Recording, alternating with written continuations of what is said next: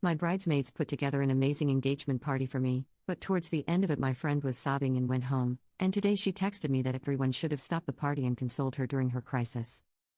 I have a friend of about 10 years, let's call her L, that I asked to help with my wedding by being my day of coordinator. I'm a wedding planner myself, I just need someone I can trust to pull off the timing.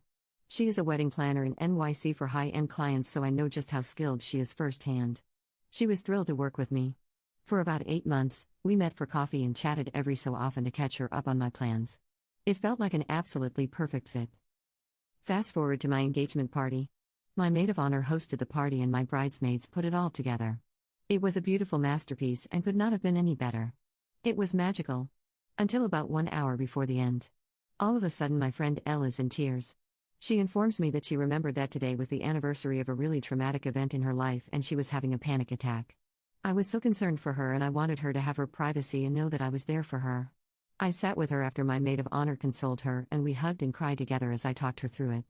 She said she wanted to rejoin the group but ultimately ended up leaving after going to the bathroom without saying anything to anyone. We sent her some texts but knew she would need some time and space before she replied. The next morning, I wake up to a voicemail from Elle saying that she'll no longer be my coordinator because she felt unsupported and betrayed while she was going through a crisis. She felt the party shouldn't have continued and we should have focused on cheering her up as a group. She also felt unthanked for planning my party. I was pretty shocked. Not only by her accusations, but my bridesmaids planned my party and my Mo was the host. Am I missing something here? I apologized to her and told her I really thought I had tried my best to comfort her and help, but that really was not good enough to her and sounded like excuses. I can't stop thinking about how I just feel like I have whiplash about this whole thing. It was supposed to be, and was at first, one of our happiest days leading up to our wedding, but the hours and days following it have just felt like a dark cloud. Now we are 6 months from the wedding with a lot of loose ends and a bruised heart. Am I overreacting? Commenter 1.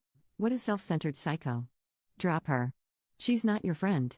Your life should never revolve around her trauma, and her support is one-sided. Commenter 2.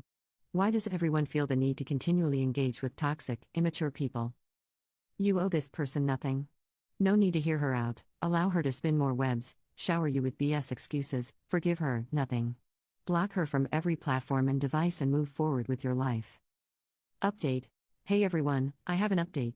My ex-wedding coordinator, after apparent deliberation in the past few weeks, is saying she realizes now how selfish she had been and how poorly she treated me at and surrounding the party.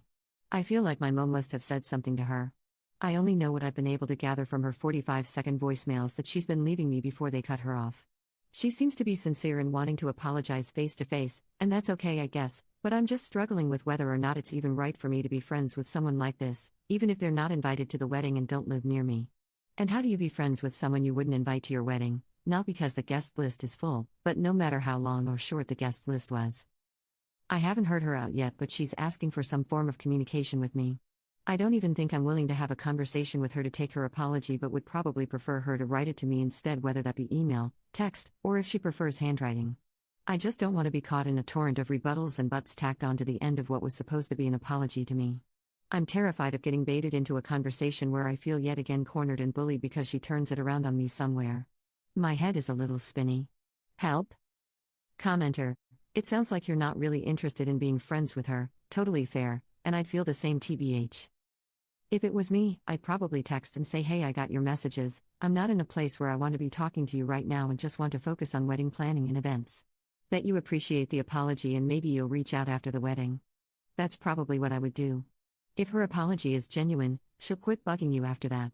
But it sounds like she's got main character syndrome in spades, so she might put up a fuss. Then you can say you're not looking for drama right now, and if she doesn't leave you alone, you'll have to block her until after the wedding. Commenter 2. I forgive you and now I want to forget you, Lauren Conrad. Best answer ever.